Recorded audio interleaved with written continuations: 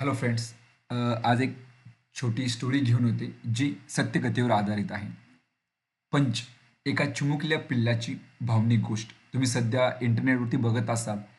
एक माकडाचं पिल्लू आणि त्याला त्याच्या कल्पानं त्याला कसं बाजूला केलं, हे काही व्हिडिओज तुम्ही आज इंटरनेटवर बघत असाल.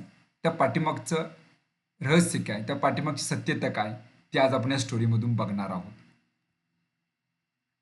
पंच जन्मानंतर काही महिन्यातच त्याला आईनं स्वीकारलं नाही.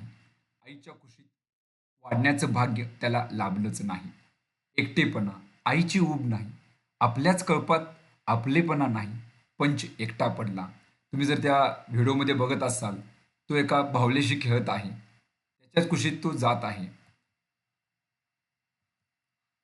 त्याची वेदना पाहून झूमधील कर्मचाऱ्यांनी त्याला ते एक मऊसं ऑर्गॅनिकचं खेळणं दिलं होतं. ते खेळणं त्याच्यासाठी फक्त टॉय नव्हतं. तेच त्याचं आईचं प्रेम होतं. तेच त्याचा आधार होतं. तो ते खेळणं जवळ घेऊन बसायचा. त्याला मिठी मारायचा, झोपायचा, त्याच्यासोबतच फिरायचा. तो व्हिडिओ जगभर व्हायरल झाला आणि लाखो लोकांच्या डोळ्यात पाणी आलं. पण पंचने शेवटपर्यंत धीर सोडला नाही. एकटा का होईना, पण त्या भावल्यासोबतच तोच त्याला त्याचं खेळणं मानायचा, मित्र मानायचा.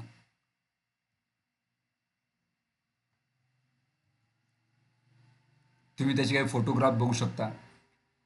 तो कसा त्याच्याबरोबर खेळतोय. पण त्या खेळण्यातल्या ऑर्गोटरमध्ये आपला चेहरा लपवताना, त्याला सोबत घेऊन फिरताना किंवा शांतपणे त्याच्या कुशीत शिरताना तुम्हाला दिसत आहे. ते खेळणंच त्याची आई बनलं. आता तो सतत या खेळण्याला मिठी मारून असतो, ज्यात त्याला आईची ऊब आणि सुरक्षता मिळते.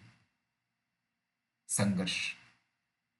पहिल्या काही महिन्यात पंचला इतर माकडामध्ये मिसळता येत नव्हतं. कोणी त्याच्याकडे लक्ष देत नव्हतं. कोणी त्याला स्वीकारत नव्हतं. पण तरी तो हार मानला नाही. हा एक संदेश आपल्याला देऊन जातो. इंटरनेटवरती आणखी एक स्टोरी जी पेंग्विन सोबत ह्याच्या चित्राला कंपेअर केलं जाते पंचला.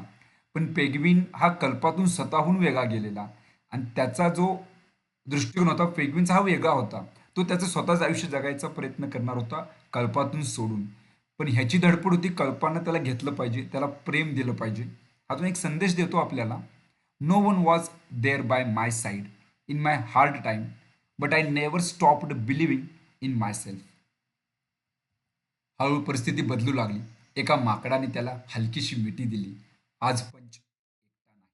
तो त्याच्या समाजात मिसळला आहे. मित्र मिळवले आहेत. त्या छोट्या मऊ खेळण्याने त्याला तग धरायला शिकवलं. हे वाक्य खूप महत्त्वाचं आहे. त्या छोट्या मऊ खेळण्याने त्याला तग धरायला शिकवलं. त्याच्या जे होप्स होते, ज्या आशा होत्या, त्या खेळण्यामध्ये होत्या. पण त्याने स्वतःवर विश्वास ठेवणं कधी सोडलं नाही. कधी-कधी आयुष्य आपल्याला एकटं सोडतं.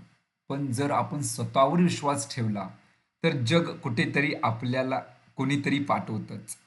पंचची गोष्ट आपल्याला सांगते, प्रेम मिळायला वेळ लागतो, पण आशा सोडू नका. तुम्ही एकटे नाही आहात. जग तुम्हाला प्रेम करेल. सुरेश भट्टांची कविता खूप छान आठवते. विझलो आज जरी मी हा माझा अंत नाही. पेटेन उद्या नव्याने हे सामर्थ्य नाशवंत नाही. छाटले जरी पंख माझे पुन्हा उडेन मी.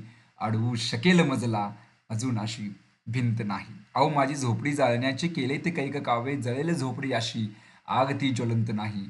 विझलो आज जरी मी हा माझा अंत नाही. पेटेन उद्या नव्याने हे सामर्थ्य नाशवंत नाही.